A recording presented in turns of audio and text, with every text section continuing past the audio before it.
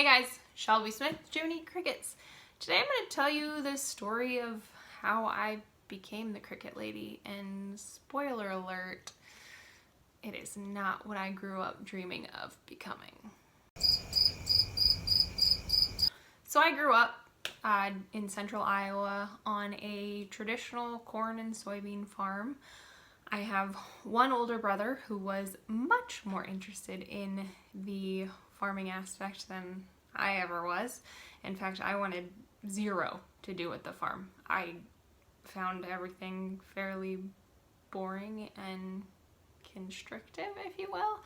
Let's just say that the cab of a tractor is not somewhere that I ever really liked to be. I was not really mechanically inclined, and driving big equipment just didn't appeal to me. My brother, on the other hand, totally makes sense. So truthfully, I wanted zero to do with agriculture growing up.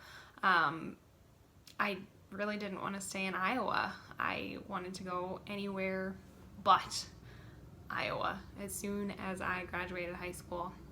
I'll never forget that I actually told my AP Calculus teacher in my junior year of high school that I was most certainly leaving Iowa and never coming back.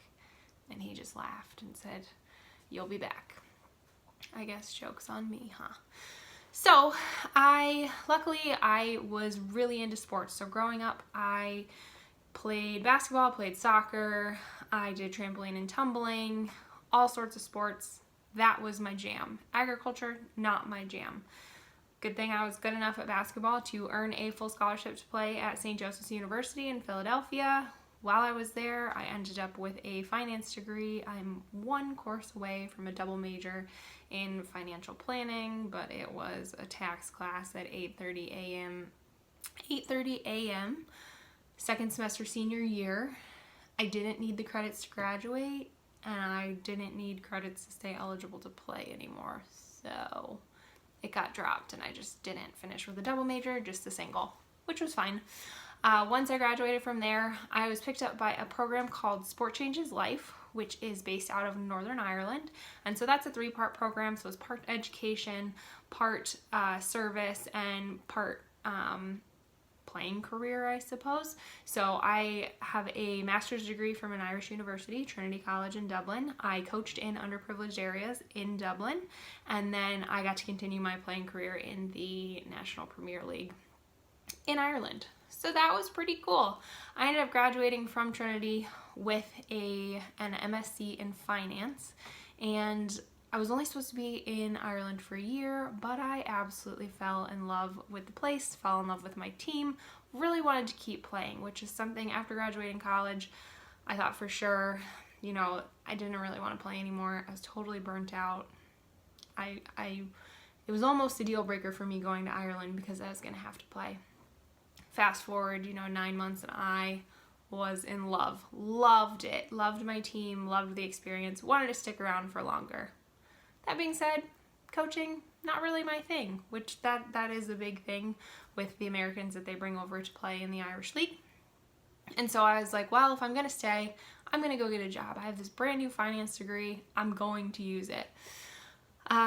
Ended up early January, while I was still in my master's degree, interviewing for an accountancy internship, and I got that internship, but I wouldn't start until after my courses were done, like June-ish or something like that. And so I was set up and I had a job. And then a few months later, I got an email from one of my professors, which I think he was the chair of the MSc finance program at the time, about an opportunity to interview for a trading desk in Dublin. And I thought, oh, what the heck, I'll go to that, and that sounds more interesting to me than accountancy, so let's just go see. If I don't get it, it's fine. I have something set up. Fast forward a few weeks, and hey, I have a job on this new trading desk. So I took that, declined the accountancy commitment, and started on a new trading desk for a Canadian bank. And really had no idea what I was doing, no idea what I was getting into. I still remember my future boss, asked me in the interview, being like, "Do you know what we do?" And I said, "I have no idea." And I truly didn't. So that was really interesting. I started as a risk intern. I say that was my first foray into startups and like really building a business, because by the time when I started, I was the 7th employee. So it was really early on. We had really small amount of trades on the book. By the time I left 3.5 years later, we had just hired our 30th employee and had like exponentially grown the amount of trades on our balance sheet. So it was really big growth in a small amount of time, but I just really was not feeling it. I was at a desk. We were trading U.S., European, and Japanese assets, which meant really, really long days. I was the low man on the totem pole, which is totally fine. But it just, me stuck at a desk for 14 hours a day. If you know me at all, you know my personality, it ain't gonna work. And I started looking around at everybody who was above me, and I was like, you know what, I don't really ever want to be you one day, so I'm gonna go. I don't know what I'm gonna do, but I'm gonna go. So I handed in my notice after about 3.5 years, and moved back home to the family farm. So really didn't have a plan other than I was gonna help my dad with harvest. It was the beginning of October of 2017, and so landed off the plane from Dublin, 26 hours total of travel time between layovers and time changes and all of those things. And it was dark outside and 9 o'clock, and my dad said, all right, let's go move corn. Mind you, didn't know how to drive the tractor, didn't know how to do anything. Learning everything from day one. So I learned how to drive the tractor that night and how to unload corn at the bin site. And then the next day I got thrown in the grain cart, which for those of you who have no idea, it's more complicated than just driving a tractor with wagons and things like that. You have to Google it. Anyways, made it through that harvest season. So it was probably, by the time we were done, having everything in the shed, had maintenance done, was early December maybe. And at that time we were starting to get a bunch of gift boxes from landlords and other people that we, deal with through a year. And my dad and I, in conjunction with all of these things, started having conversations about what was I going to do with the future. Like, did I want to continue the traditional corn and soybean farming? He could teach me, I could learn, we could figure it out, but I didn't have to do that. And what really sparked a new conversation was we got a gift basket full of maple syrup products that were sourced here in Iowa. Iowa, smack in the middle of the country, not known for maple syrup. That is more of a Canadian, Northeast, U.S., that sort of region product. It's not something you see commonly here in Iowa. But here we had this basket of Iowa-grown maple syrup, and my dad looks at it and goes, this is what you need to do. Something that is niche, something that has higher margins, something that's not so cutthroat. You're not subject to the same market woes that I have been for over 30 years.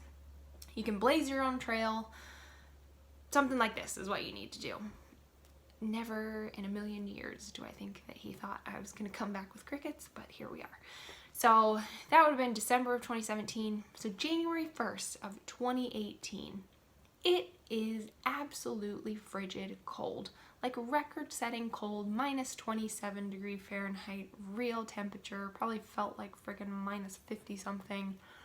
Me, having been in Ireland for almost 5 years, was not used to winters at all.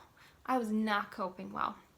I remember being snuggled up by the fireplace downstairs, browsing through something. I really don't know what landed me on that article. Maybe it was I was listening to a podcast and entomophagy came up and I went down a rabbit hole. Not sure. Regardless, I ended up landing on this Des Moines Register article about a woman out in Keystone, Iowa, which is about an hour east of here, raising crickets for human consumption. And I said, this is really interesting. And I sent it to both my parents and I said, hey, this would be cool. Do you think I could do this? And to their credit, they didn't say no. They just said, do some more research and see what you come up with. I spent the next 8 days scouring the internet for as much information as possible. There really wasn't a ton. There were some articles, there were some white papers, there were some things that gave me basic ideas, but nothing like super concrete. I had a few different phone conversations with people in the industry.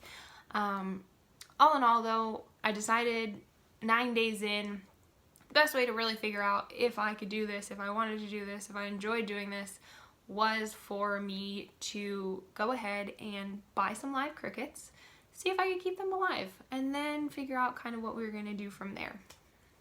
So 10 days after finding this initial article, getting this idea, wild hair, I bought 10,000 live crickets online and had them shipped to my door on January 10th of 2018.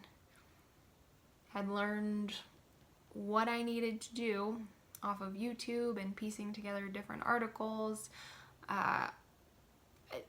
In retrospect, I had no idea what I was getting into, which was fine. If I had waited until I was ready, it would have never happened and I would have never started. So I got those first 10,000 crickets, and then it became a case of, hey, what am I going to do with them? My initial plan was not to create my own brand, create my own products, do all of those things. My initial plan was to grow these crickets for somebody else who was going to buy them and turn them into something great. So I went and tried contacting the companies that existed as of early 2018, or appeared to still exist as of early 2018, and heard back, sorry for the pun, crickets. Heard nothing. So at that point, it became clear if I wanted something to do with these crickets, I was going to have to figure out what to do with them. So at that point, then I applied to my local farmer's market, tried to figure out how to raise crickets for the next 3-4 months until that first farmer's market weekend, tried to figure out how to cook with them, what flavors to do, what products to offer, all of the things. And here we are, almost 4 years later. So that is the origin story of the Cricket Lady. Like I said, it was not a childhood dream. It was not something that even when I was coming back from Ireland, I would have ever imagined doing. But, it's been a fun adventure so far. And I thank you guys for watching, and I thank you guys for listening to my story. If you have any other questions about how I got started or why I ended up being the Cricket Lady, drop them in the comments. That's how I got here. Origin story of the Cricket Lady. Woo!